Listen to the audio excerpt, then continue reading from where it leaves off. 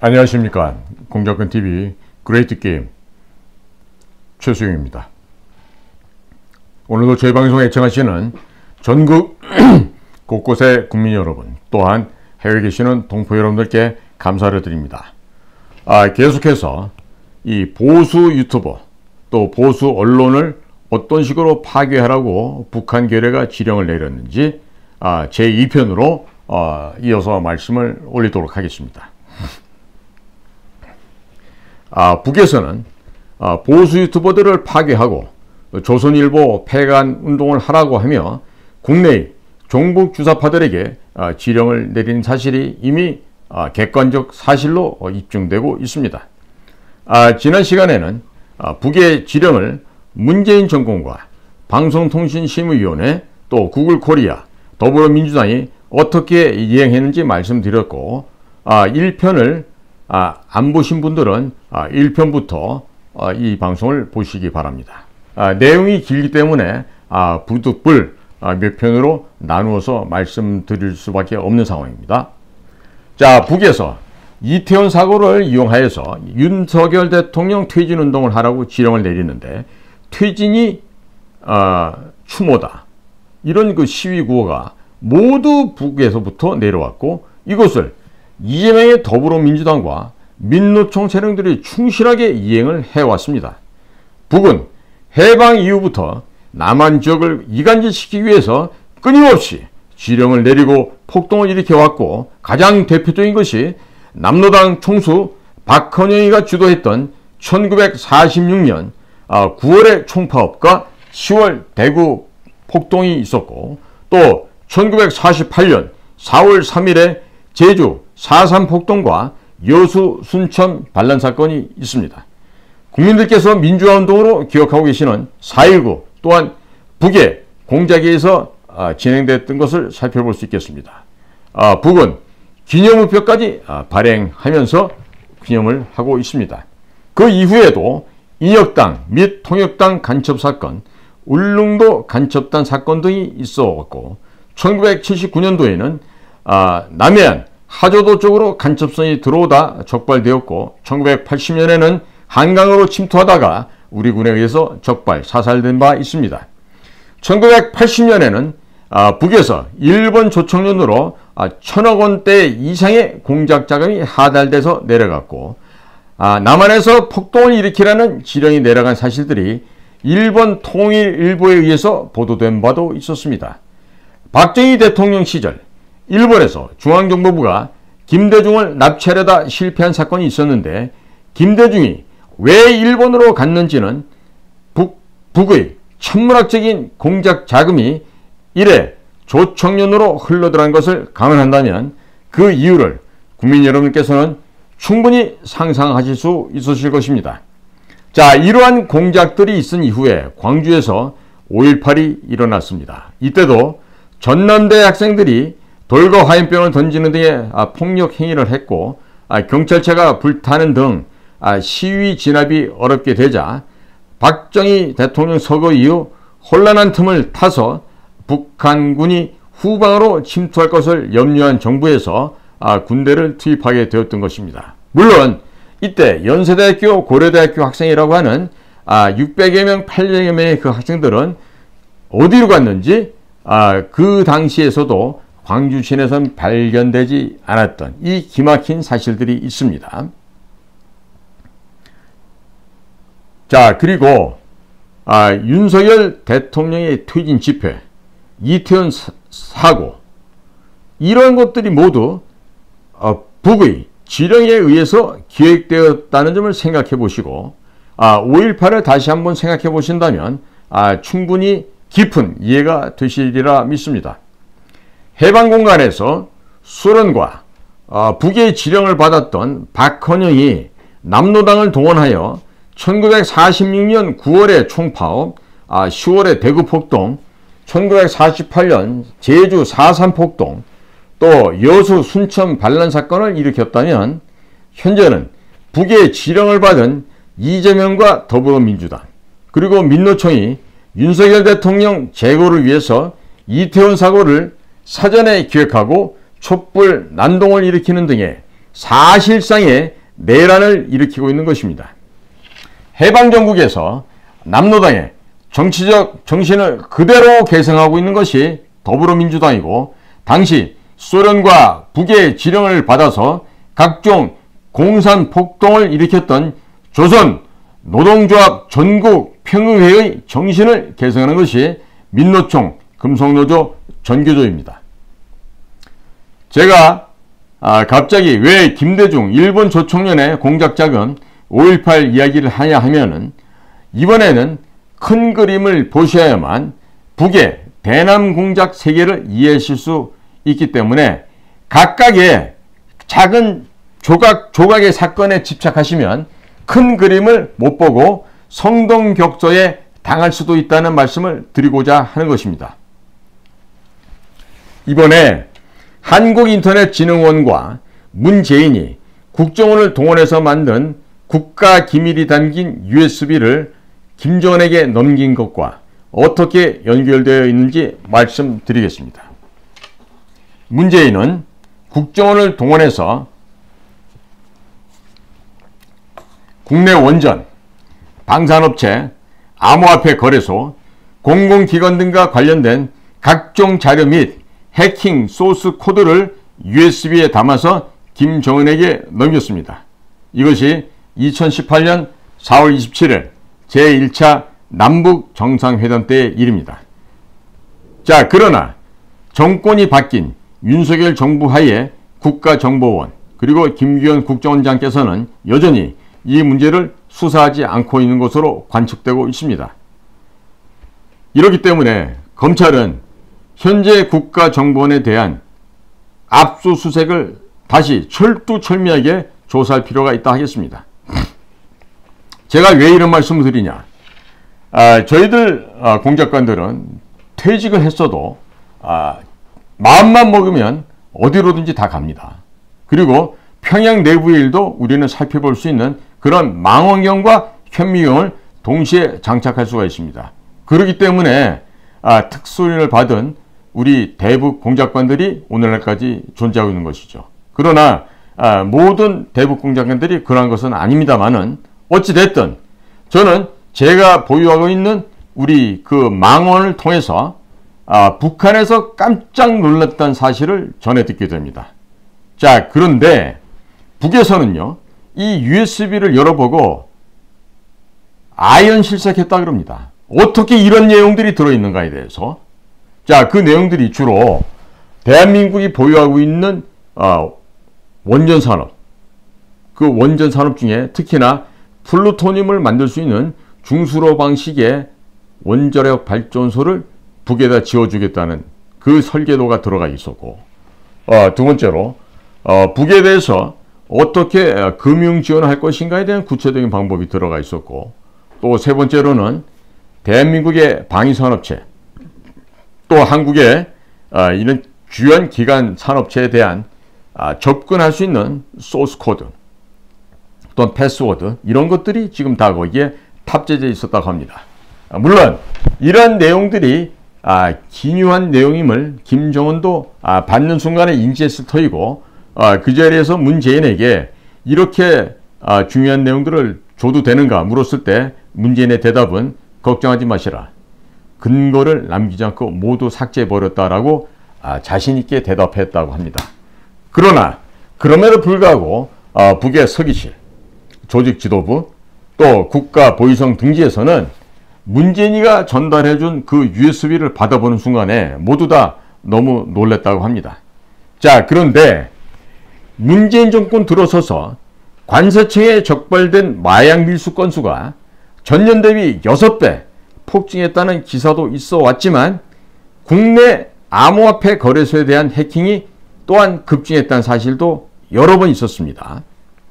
자, 북의 해커들은 대학 입시 전형을 일주일 정도 남겨둔 각 대학의 서버를 해킹해서 랜섬웨어 프로그램을 깔고 돈을 주지 않으면 암호 코드를 주지 않겠다고 협박을 해서 최소 수천만 원에서 수억 원씩을 갈취하는 사건이 빈번하게 일어난 바 있었습니다.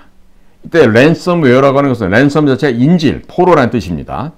그래서 만일 해킹을 당해서 입시가 지연되었다고 소문이 나게 되면 학교는 이미지가 실추되고 개인정보 유출에 대한 손해배상 소송 등을 당하게 돼서 한순간에 그 대학은 문을 닫게 될 수도 있으니 그냥 돈을 주고 비밀번호 받아서 입시를 치는 경우가 한두 건이 아니라고 합니다.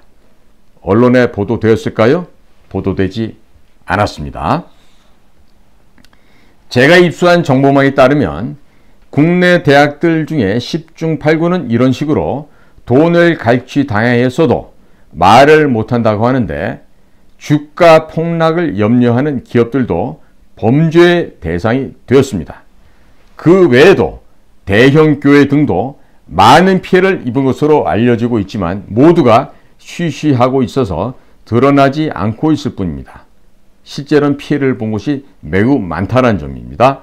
자, 지난 5년 동안 문재인 정부 5년 동안 이런 식으로 피해를 당하고 말하지 못하고 말할 수 없었던 사례를 모두가 다 더하게 되면 최소한도 수조 원 내지는 수십조 원이 이상 될 것으로 예상이 됩니다. 자, 그러면 왜 이렇게 사이버 범죄가 급증하는지에 대해서 말씀을 드리겠습니다. 국내에 사이버 보안 업무를 담당하는 곳이 바로 국정원과 한국인터넷진흥원이라는 이 두 곳입니다. 자, 문재인은 국정원을 동원해서 국가기밀을 USB에 담아 김정은에게 넘겨주는 일을 하면서 사실상 국정원은 국가 사이버 보안 업무를 포기한 것이 되고 맙니다. 그리고 문재인 정권은 또 다른 국가 사이버 보안 업무를 담당하고 있는 한국인터넷진흥원에 대한 무력화 작업에 착수하였습니다. 문재인 정권이 들어서자마자 2017년 7월에 한국인터넷진흥원을 전라남도 나주 땅으로 이전을 합니다. 공공기관 지방 이전의 일환이라고 하였나 그럴 수도 있겠다 생각할 수 있겠지만 이곳에는 거대한 음모가 숨겨져 있습니다. 통상적으로 사이버 보안, IT 등의 업무는 대전에 모든 기능이 집중되어 있고 국내의 최고 전문가들이 대전에 상주하고 있으니 공공기관 이전할 때에는 대전으로 이전하는 것이 상식이고 합리적인데 뜬금없이 아무런 사이버 보안 인프라도 없고 전문가도 없는 전라남도 나주로 본청을 옮기고 비전문가를 원장으로 임명하였던 것입니다. 사이버 테러를 당할 경우에 국가 전체가 마비될 수도 있기 때문에 각 국가는 사이버 안보에 많은 국가 예산을 투자합니다. 또 문재인 정권은 사이버 전문가가 전혀 없는 전라남도 나주 시골로 사이버 보안을 담당하는 한국인터넷진흥원을 이전하여서 사이버 보안을 사실상 무장 해제하였습니다. 문재인 정권에서 군부대 해체, 전방초소 해체, 군부대 전력 약화, 국정원 마비, 기무사 해체, 국군정보사 해체 등의 작업을 진행하면서 사이버 안보를 책임지는 한국인터넷진흥원 또한 전라남도 나주로 본청을 이전하면서 사실상 해체 작업에 착수하였던 것입니다. 한국인터넷진흥원 제5대 김석환 원장은 2017년 11월에 취임했는데 이 사람은 부산대학교에서 무역학 학사, 동아대학교 언론홍보대학원, 동아대학교 대학원 언론학 박사 출신으로 부산 MBC 보도국, 부산방송 보도제작팀 팀장, 동서대학교 디지털 영상 매스컴 학부 겸임 교수를 역임한 사람으로 사이버 보안과는 거리가 전혀 먼 그런 인물입니다. 자, 그 다음 6대 원장으로 서강대학교에서 정치학 학사, 석사, 박사를 딴 이원태 정치학 교수를 임명하였습니다.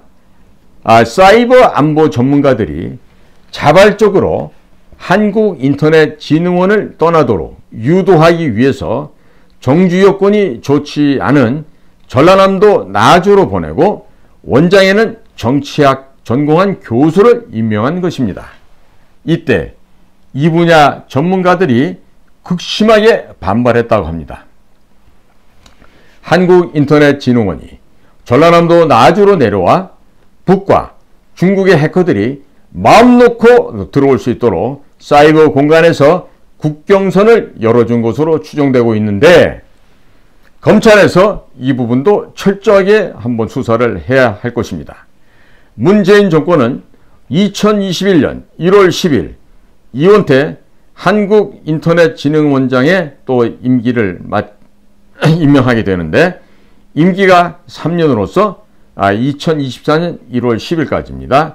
자, 이원태 원장은 1966년생으로 경기도 성남 출생이고, 여기 또한 서강대학교 정치학과 학사, 서강대 정치학 석사, 서강대 정치학 박사학위를 가진 정치학자인데 사이버 보안 분야 전문가는 결코 아닙니다.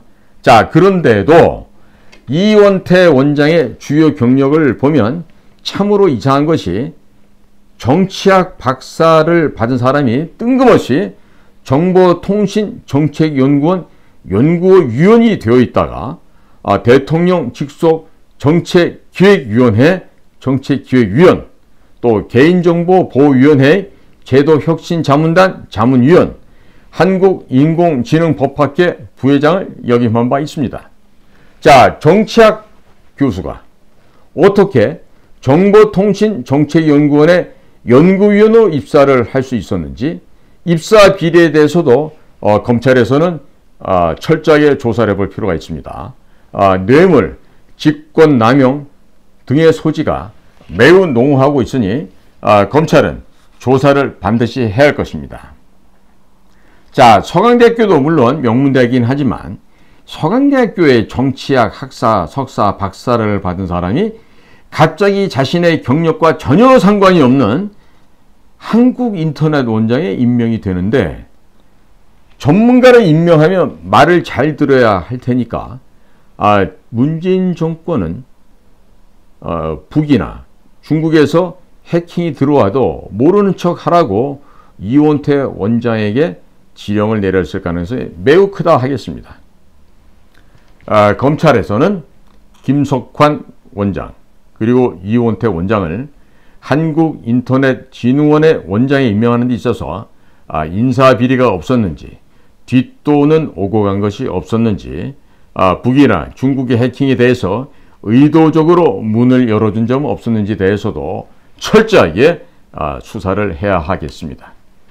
한국인터넷진흥원 원장은 공공기관의 운영에 관한 법률 제26조 준정부기관 임원의 임면에 따라 한국인터넷진흥원의 임원 추진위원회의 심사 추천과 과학기술정보통신부 장관의 제청을 거쳐 대통령이 임명하였는데, 이 과정에서 아무런 문제가 없었는지, 또 아무도 문제를 삼지 않았다는 것이 너무나도 이상하고 이상한 일입니다. 많은 전문가들이 반발도 했고 언론에도 보도가 되었는데도 그냥 임명을 했다고 하면 이것은 직권남용이요, 공문서 위조, 뇌물 등 상당한 범죄가 있었을 것으로 추정이 됩니다.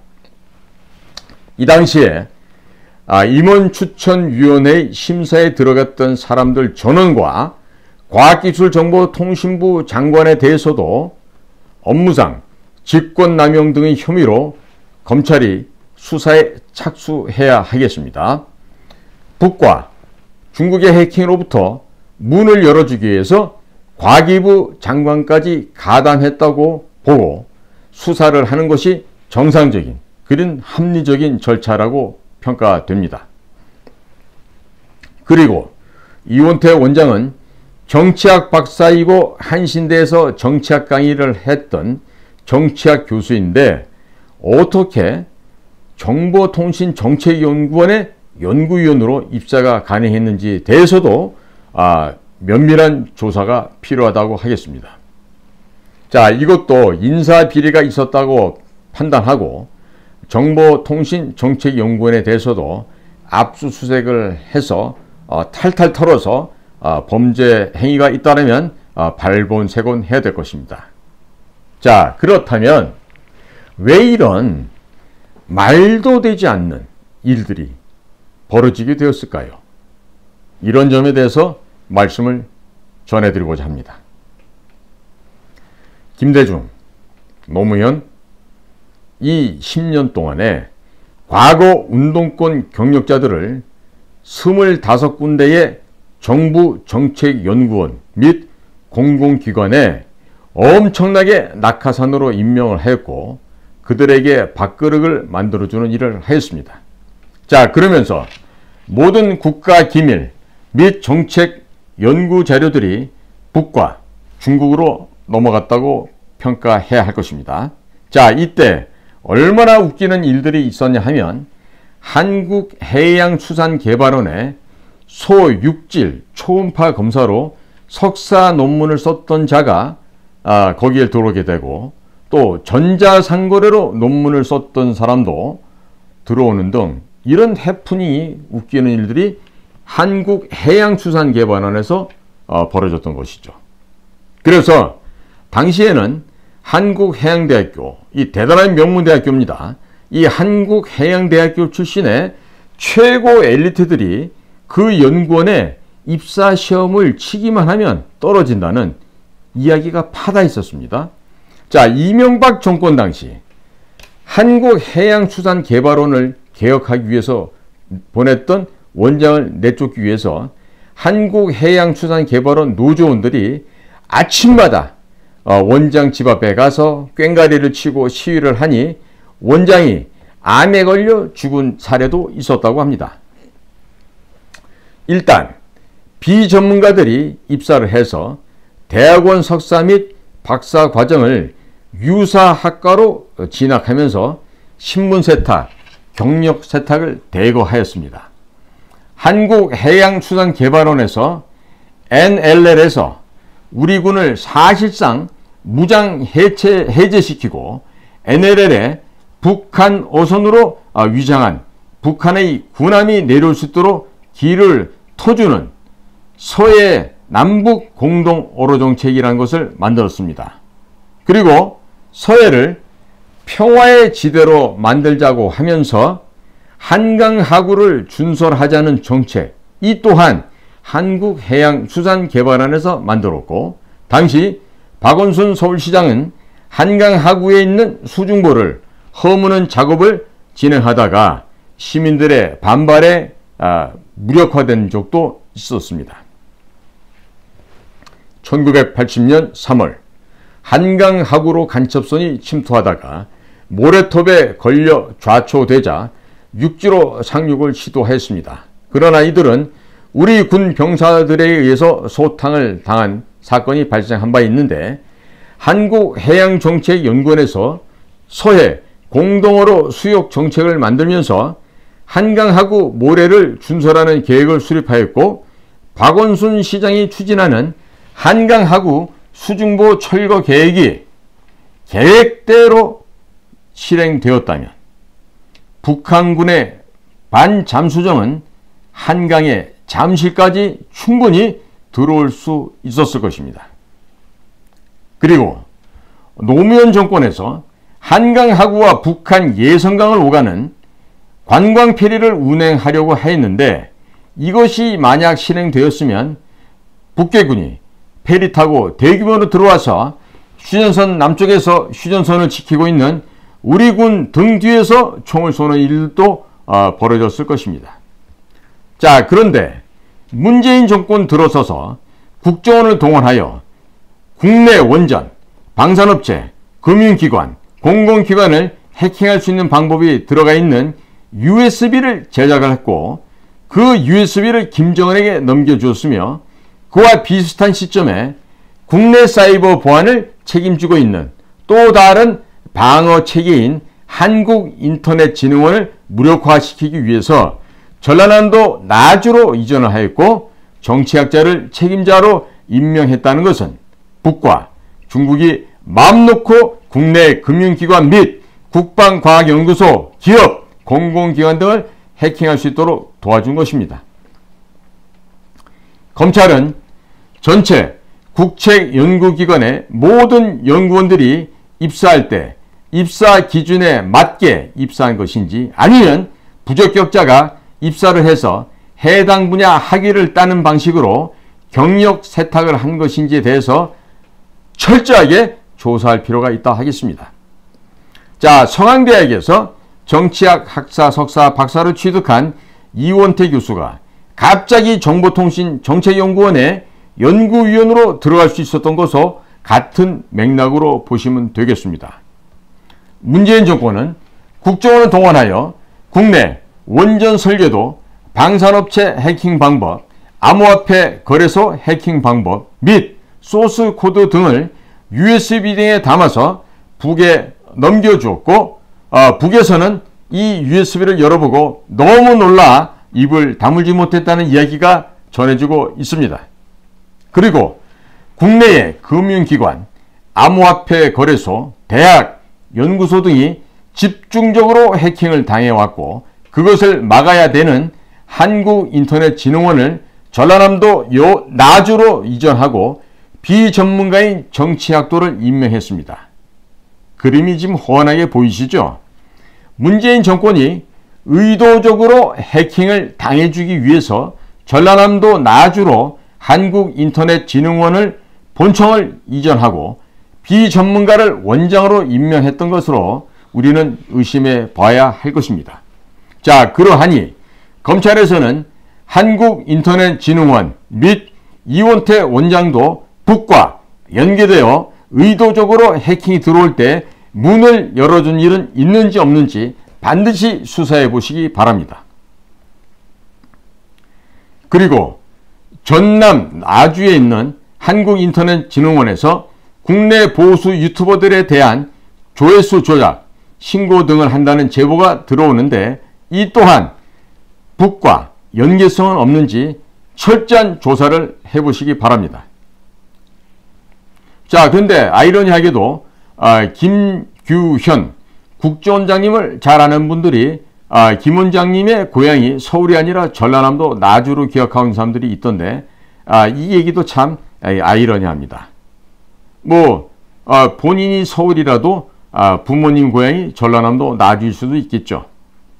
자, 국정원에서 만들어진 문재인을 통해서 김정은에게 넘어간 USB.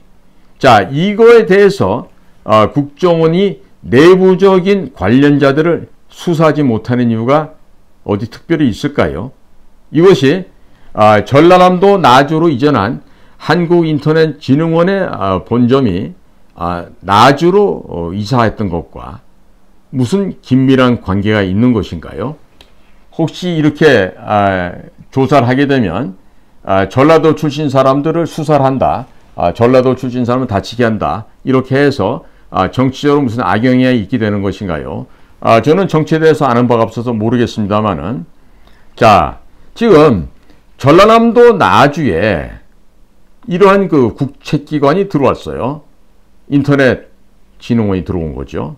자, 그러면 문재인이 김정은에게 넘겼다고 하는 USB를 수사하는 과정에서 한국인터넷진흥원까지 연루된 사실이 드러나서 이 기관이 해체되거나 아니면 전문가들이 가장 많이 있는 대전으로 다시 재이전을 할 수가 있겠죠. 자, 그렇게 되면은 고향이 나주인 분들이 우리 김규현 국정원장님을 비난할까요? 설마 무슨 나주 사람들의 인식이 그 정도 낮겠습니까? 자, 그런데도 불구하고 국정원에서는 왜 이 USB에 대한 내부적인 수사를 하고 있지 않은지 참 알다가도 모를 일입니다. 자, 그래서 지금 검찰에서는 할 일이 많으시겠지만 국가정보원 내에서 제조한 USB에 대해서 철저한 수사를 해서 도대체 이 USB가 어떻게 만들어졌고 어떻게 북으로 넘어갔는지를 철저히 조사를 해야 될 겁니다. 지금 문재인이 김정은에게 넘긴 USB가 국정원에서 만들어졌다는 사실은 삼척동자도 다 알고 있는 사실인데, 국정원에서 이들에 대한 수사를 하지 않는 이유가 무엇일까요? 혹시 국정원 내부에 고위직에 있는 분들 중에 북이나 중국에 약점이 잡혀서 아무런 조치를 못하고 있는 것은 아닌지 매우 염려가 되는군요. 자, 문재인 정권에서, 박근혜 정권에서 국가안보기관에 책임을 지고 있었던 책임자들은 모두가 감옥에 갔습니다. 그런데 이때 주요한 국가안보실에 근무했던 사람들 가운데 감옥에 가지 않은 분이 있었죠. 아마 그곳에 있었던 분들이 문재인 정권과 무슨 빅딜을 했던 것이 아닌가 하는 생각을 할 수도 있게 됩니다. 지금 국정원이 만들어서 김정은에게 넘긴 USB를 수사하지 않는다고 하면 국정원 또한 묵시적인 수락, 또 범죄자 은닉 등의 혐의를 원장부터 줄줄이 사탕으로 수사 대상에 오를 수가 있다는 것을 명심하시기 바랍니다. 제 고향집이기 때문에 걱정이 돼서 미리 말씀드리는 거니까 잘 대비하기 바랍니다. 손에다가 팔찌 차고 엎드려서 항문검사 받는 일이 생겨날 수가 있습니다. 북의 간첩을 비호하고 숨겨주고 또 그 또한 간첩죄에 해당이 됩니다. 만일에 이러한 북과 내통했던 자들이 국정원 내에서 이러한 국가 기밀이 담긴 USB를 제작을 했고 엄연한 국가보안법 위반 사항인데도 불구하고 이에 대한 수사를 하지 않고 있다가 이후에 검찰에 의해서 고발되어 사상 초유의 사태가 되면 국가정보원의 그 수많은 조직원들이 줄줄이 사탕으로 감방에 갈 수 있다는 이 점을 반드시 명심하기 바랍니다. 헌법 제7조 1항에는 공무원은 국민 전체에 대한 봉사자이며 국민에 대하여 책임을 진다 라고 쓰여 있습니다. 또 2항에는 공무원의 신분과 정치적 중립성은 법률이 정하는 바에 의해서 보장된다고 되어 있는데 우리 현재 국정원은 또 우리 김규현 원장님은 무엇이 두려워서 문재인이 김정은에게 넘긴 USB에 대한 수사 착수를 하지 않고 있는 것일까요? 간첩을 비호하면 그 비호하는 사람도 간첩 혐의로 조사를 받을 수 있다는 사실을 명심하기 바랍니다. 대한민국은 헌법 질서가 있는 엄연한 자유민주공화국입니다. 검찰에서 수사를 착수하면 아마도 대여를 낚을 수 있을 것 같습니다. 오늘은 이 북의 공작 지령이 어떤 식으로 지금 대한민국의 언론과 유튜브를 파괴하려고 하는지 그 의도와 배경 또 문재인 정권에서 자행되어 온 그 역사적인 사실에 대해서 말씀을 드렸습니다. 다음 편에서 또 자료를 준비해서 추가적으로 말씀드리겠습니다. 오늘은 여기까지 하고 마치도록 하겠습니다.